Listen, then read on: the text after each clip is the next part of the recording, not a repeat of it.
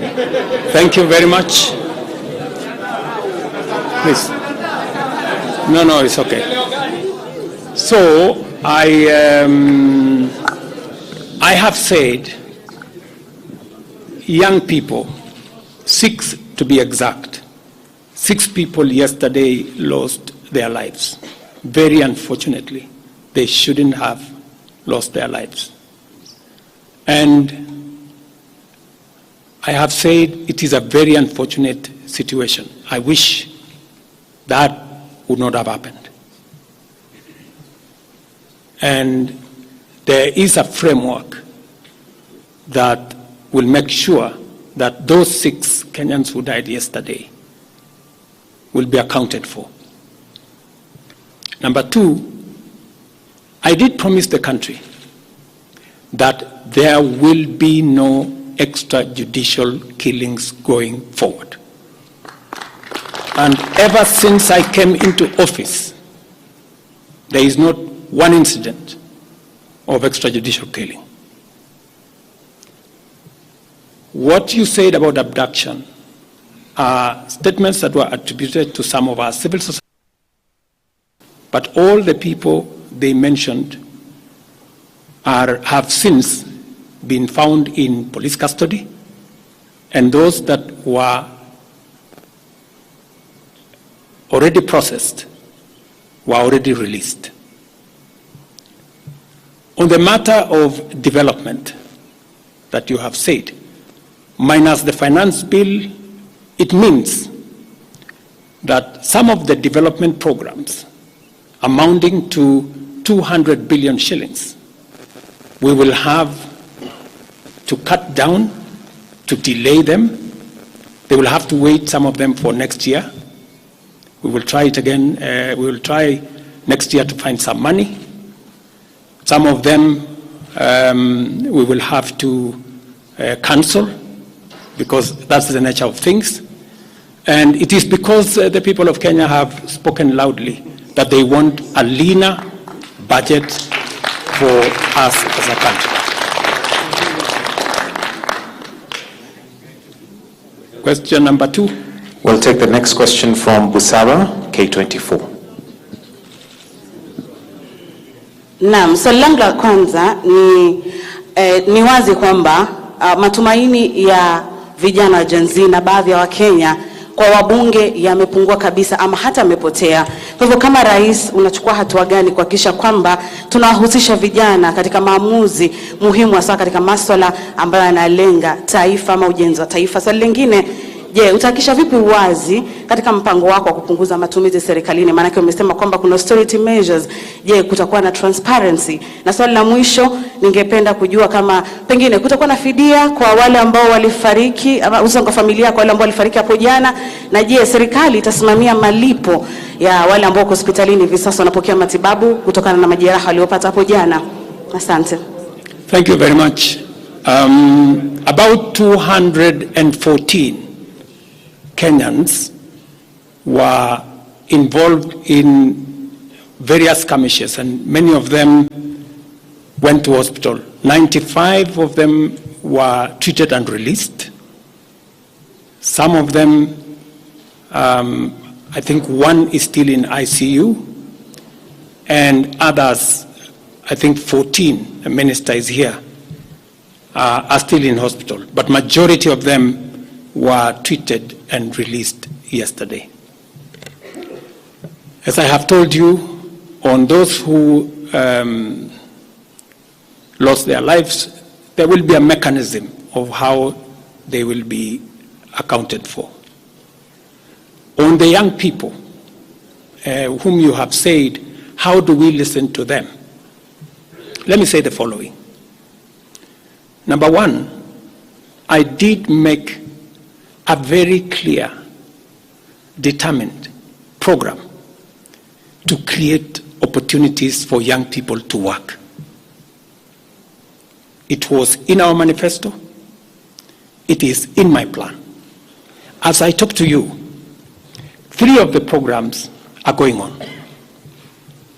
The housing program today has 160,000 young people working as engineers, as architects, as quantity surveyors, plumbers, masons, carpenters, artisans, transporters, accountants. We have 160,000 young people working, because I did take the decision that if we don't deal with millions of young people out of school, out of college, who have certificates and they don't have jobs, they will soon become a very big challenge for us as a country, as we are witnessing at the moment. All the young people you see, they are looking for opportunity. They are looking for jobs. And that is why our housing program, once it is fully rolled out, we will have a minimum of 500,000 young people working in our housing program. Number two, I have been very clear on making sure that additional to our housing program is our digital infrastructure, the digital superhighway, the digital hubs, and the whole ecosystem of what we are doing in creating digital jobs. I was in Ruto with Honorable Kingara, he's right there, not more than a month and a half ago, launching a hub that will hire 4,500 young people under CCI. In this budget, we had added 10 billion shillings to CDF for them to be able to construct ICT hubs in each ward in the Republic of Kenya. That would give opportunities for 200 to 300 young people in every ward to access internet, to be trained, to have a hub, and to monetize their digital skills. We will still find another way of implementing this plan, even if we have to cut back on CDF, if that is what is going to happen. Again, because we believe that young people deserve opportunity. As I talk to you, we just concluded 3 bilateral agreements, one of them with Germany, on export of labor. Because we have negotiated with many countries who are interested in the high skills of Kenyan labor. And we have an ecosystem, we now have a plan on how we are going to make sure that the young people in Kenya get opportunities to work either in Kenya or outside Kenya. In fact, just last week, I saw on the headlines of one of the dailies, there was a gentleman from my village. He was put on the headline. And he said he operated from where I used to operate, selling chicken. That's why they put him in the headline.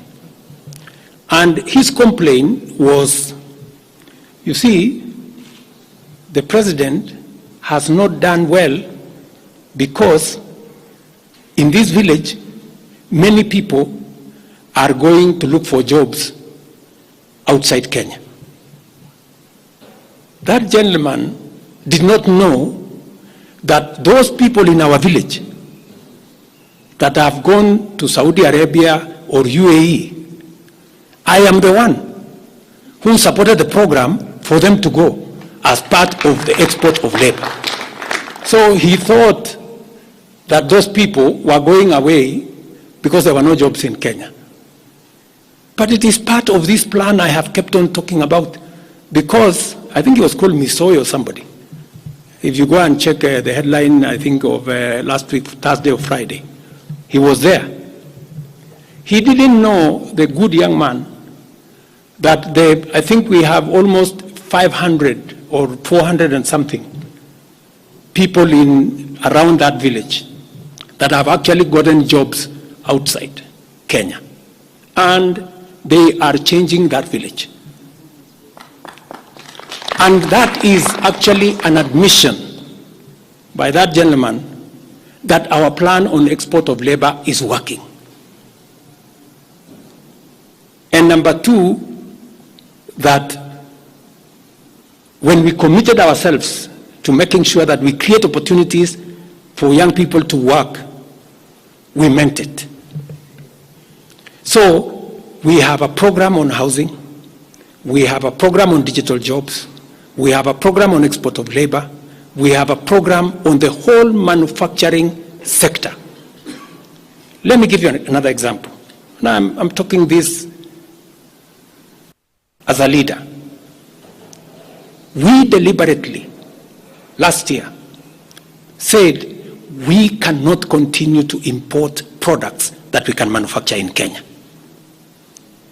One of them was clinker, cement, furniture, steel. What has happened the last 1 year? Very many, in fact 5 to be specific, companies have sought licenses in Kenya to do clinker, to do cement. And last year, because of what we did, we reduced the import of clinker by 95%. We saved foreign exchange, we created jobs locally. I was in West Pokot with my Minister for Industrialization. I'm sure the members of West Pokot, they are here. They were there with me in West Pokot, opening a clinker factory that now hires 2,500 young Kenyans, with another almost 2,000 as drivers, support staff, a big market now in West Pokot. Expanding manufacturing in Kenya is the right thing. And it is the reason why some of our policy interventions on matters like imported stuff that are being manufactured in Kenya. For example, we have said substandard, low quality imported sanitary pads from China and other places. How can they come into Kenya when we have 10 companies in Kenya hiring Kenyan young people? How can they come and compete here? All the products that we are manufacturing locally, we must protect our local industries so that they create jobs locally, so that they create opportunities locally. In this finance bill, you will also see that we have imposed duty on potatoes from Europe. Surely, how can we continue importing potatoes from Europe? And we have farmers right here in Kirinyaga. We have farmers right here in Nyandarua, in Molo, in Timau. How can we justify, how can anybody take offense that we have imposed duty on imported potatoes? We have put duty on imported eggs, on imported onions, because we must protect our local farmers. Every country does that. Every country does that. I was negotiating with the Prime Minister of India because they are imposing duty on our avocados.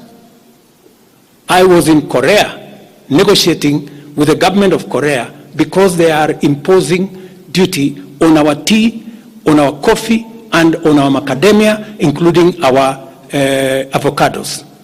Every country does that to protect their market, unless there is a mutual agreement. So these are amongst the things we are doing to make sure that we grow our local manufacturing. create local jobs, create local wealth.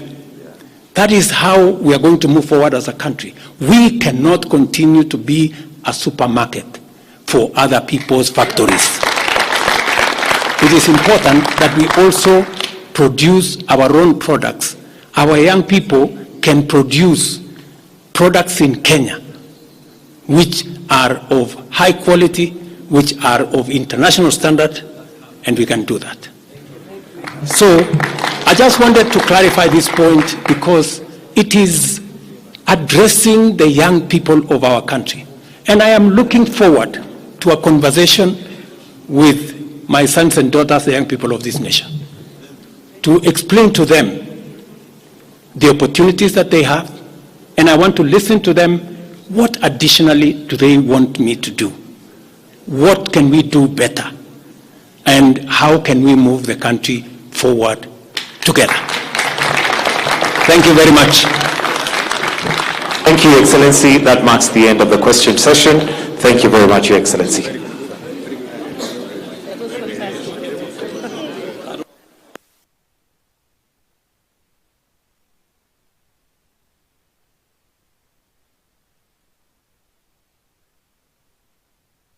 This week on Weekly News Recap. Kuna watu genuinely wanataka mabadiliko. Kujeni na mkokoteni zenyu, kujeni na wheelbarrow. From political shifts. What is a popular government and what is a populist government? The issue is governance and integrity. To groundbreaking discoveries, uncovering the stories that shape our world. Mambo haiko fiti. Hii serikali haitupeleki vizuri hata kidogo. Join us every Friday for a comprehensive look at the news that matters. Hospitali imejaa kwa sababu services ziko. News Recap, your essential source for informed perspective.